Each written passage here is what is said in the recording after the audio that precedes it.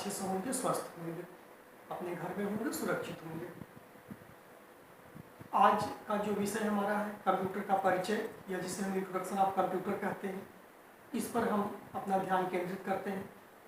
Computer हमारे वर्तमान जीवन में प्रयोग होने वाली एक बहुत ही उपयोगी मशीन है। परिभाषा के अनुसार कह सकते हैं हम, कंप्यूटर एक ऐसी इलेक्ट्रॉनिक मशीन है जो हमारे कठिन से कठिन, जटिल से जटिल कार्यों को अत्यंत सरलता और सुगमता से कर देती है। परिभाषित तौर पर इसे कहा जाता है कि computer is an electronic machine which takes data as input, stores it for future purpose, process it according to given instructions and gives an output. अगर हम इसके हिंदी रूपांतरण की बात करें तो कहेंगे कंप्यूटर एक ऐसी इलेक्ट्रॉनिक मशीन है जो हमारे आपके द्वारा दिए गए आंकड़ों को, डेटा को इनपुट के रूप में लेती है, स्वीकार करती है, उसको सुरक्षित रखने का भी कार्य करती है जिसका हम भविष्य में प्रयोग करते हैं, तथा हमारे आपके द्वारा दिए गए निर्देशों का पालन करते हुए कुछ निश्चित गणनाएं या प्रक्रियाएं करती है जिसे कंप्यूटर की भाषा में प्रोसेसिंग कहते हैं। प्रोसेसिंग के पश्चात वो हमें एक निश्चित उत्तर प्रदान करती है जिसे हम आउटपुट के नाम से जानते हैं। तो कंप्यूटर एक ऐसी इलेक्ट्रॉनिक मशीन है जो हमसे डेटा को इनपुट के रूप में लेती है, उसका संग्रह करती है तथा दिए गए निर्देशों के अनुसार प्रोसेसिंग करके, गणनाएं करके हमें एक सुनिश्चित उत्तर देती है जिसे हम आउटपुट के नाम से जानते हैं। इस परिभाषा में अनेक ऐसे शब्द हैं जिनको क्रमशः हम एक एक करके समझेंगे। सबसे पहले मशीन क्या है? मशीन अनेक स्वतंत्र इकाइयों का ऐसा संगठन है, यूनिट्स का ऐसा कलेक्शन है जो हर एक अपने काम को अलग अलग इंडिविजुअली परफॉर्म कर सकते हैं। जैसे इनपुट यूनिट, प्रोसेसिंग यूनिट और आउटपुट यूनिट, ये तीन ही महत्वपूर्ण इकाइयां मिलकर के कंप्यूटर को एक मशीन का स्वरूप प्रदान करती हैं। इसके साथ साथ हम अगली परिभाषा के रूप में डेटा या आंकड़े को समझते हैं। डेटा या आंकड़े, कहीं कहीं से हम डाटा भी प्रोनाउंस करते हैं, तो डेटा कहें या डाटा कहें एक ही चीज़ है वो, क्योंकि स्पेलिंग सेम होती है। आंकड़े इसे हिंदी में कहा जाता है। यह कच्चे तथ्यों और अंकों का ऐसा समूह है जिसका कोई अर्थ नहीं होता है, अर्थात ये मीनिंगलेस है। उदाहरण के लिए हम कोई शब्द कह लें, कोई इकाई कह लें या कोई संख्या कह लें। जैसे हम अगर रुपए बोलते हैं तो रुपए जरूर एक इकाई है, लेकिन कितने रुपए ये उससे पता नहीं चलता है। उदाहरण के लिए हम 100 कह दें, 100 एक संख्या तो है, लेकिन 100 किसको व्यक्त कर रहा है ये पता नहीं है। लेकिन यदि हम 100 रुपए एक साथ कह के बोलें तो इससे हमें एक पूरी बात मिलती है। कितने रुपए की बात हो रही है? 100 रुपए की बात हो रही है।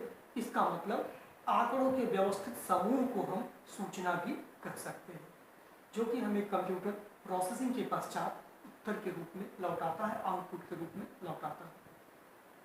इसी परिभाषा के अनुसार अगली हेडिंग की बात अगर हम करें, अगले बिंदु की बात हम करें जिस पर हमको चर्चा करनी है, तो हम निश्चित रूप से इनपुट की चर्चा करेंगे। इनपुट कंप्यूटर क्रियाओं के रूप में देखा जाए तो सबसे पहला चरण है, सबसे पहला स्टेप है, जिसमें हम कंप्यूटर को तरह तरह के आंकड़े और साथ ही साथ अपनी आवश्यकता अनुसार निर्देश देते हैं जिनसे वो अपने कार्य को कर सके, पूरा कर सके। इनपुट वह क्रिया है, वह प्रक्रिया है, वह चरण है जिसके अंतर्गत हम कंप्यूटर को आंकड़े और निर्देश उपलब्ध कराते हैं। कंप्यूटर की क्रियाओं के चरण में देखा जाए तो इस स्टेप को इनपुटिंग के नाम से जाना जाता है। इनपुटिंग वह चरण है, वह स्टेप है जिसमें हम कंप्यूटर को आंकड़े और निर्देश उपलब्ध कराते हैं। जैसा कि आपको पहले से बताया गया है, आप अवगत हैं कि कंप्यूटर 3 चरणों में अपनी प्रक्रियाओं को पूरा करता है जिसे हम डेटा प्रोसेसिंग कहते हैं। तो इस डेटा प्रोसेसिंग के कार्य को इनपुटिंग, प्रोसेसिंग और आउटपुटिंग के चरणों में पूरा करता है। कि पहला चरण है इनपुटिंग का। दूसरे चरण के रूप में हम प्रोसेसिंग की चर्चा करते हैं आपसे। प्रोसेसिंग कंप्यूटर द्वारा किए गए कार्यों का समूह होता है। परिभाषित तौर पर हम कहते हैं the set of operations performed by computer to solve any problem is known as processing. अर्थात प्रोसेसिंग उन क्रियाओं का समूह है जिसके द्वारा कंप्यूटर हमारे द्वारा दिए गए समस्याओं का समाधान निकालता है, चरणबद्ध तरीके से कार्य करता है। अगला बिंदु हमारी चर्चा का होगा आउटपुट। आउटपुट अर्थात उत्तर, परिणाम। कंप्यूटर प्रोसेसिंग करने के पश्चात जो रिजल्ट हमें देता है, जो परिणाम हमें देता है, उसे कंप्यूटर की भाषा में हम आउटपुट के नाम से जानते हैं। और इस चरण को, जो 3 चरण है उसमें से आखिरी चरण है, इसे हम आउटपुटिंग के नाम से जानते हैं। 3 चरण फिर से सुने आप क्या है? Inputting, processing, outputting. कंप्यूटर को आंकड़े देना इनपुटिंग होता है, कंप्यूटर का खुद का कार्य करना प्रोसेसिंग होता है, और कंप्यूटर का हमको परिणाम लौटाना आउटपुटिंग कहलाता है। इस तरह से हमने कंप्यूटर की परिभाषा समझा, उसमें आए हुए अत्यंत ही महत्वपूर्ण शब्द मशीन, डेटा, इनपुट, प्रोसेस और आउटपुट को क्रमशः समझा। अब हम बीच में एक शब्द आपके सामने ले आए थे, सूचना या इंफॉर्मेशन। उसको हम समझते हैं कि ये क्या है। आंकड़ों का ऐसा व्यवस्थित क्रम जिससे हमें कोई ज्ञान या जानकारी प्राप्त होती है, उसे हम सूचना कहते हैं, उसे हम इंफॉर्मेशन कहते हैं।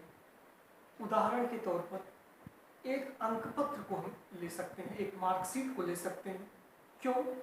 क्योंकि जब हम कंप्यूटर को मार्कशीट प्रिंट करते समय आंकड़े या डेटा उपलब्ध कराते हैं तो वो इंडिविजुअल होते हैं, फुटकर रूप में होते हैं। जैसे हमारा रोल नंबर है, हमारा नाम है, हमारा क्लास है, हमारा अलग अलग विषयों में प्राप्त हुए अंक हैं। ये सब जब तक अलग अलग है, बिखरे स्वरूप में है, तब तक इनको हम डेटा या आंकड़े कहते हैं।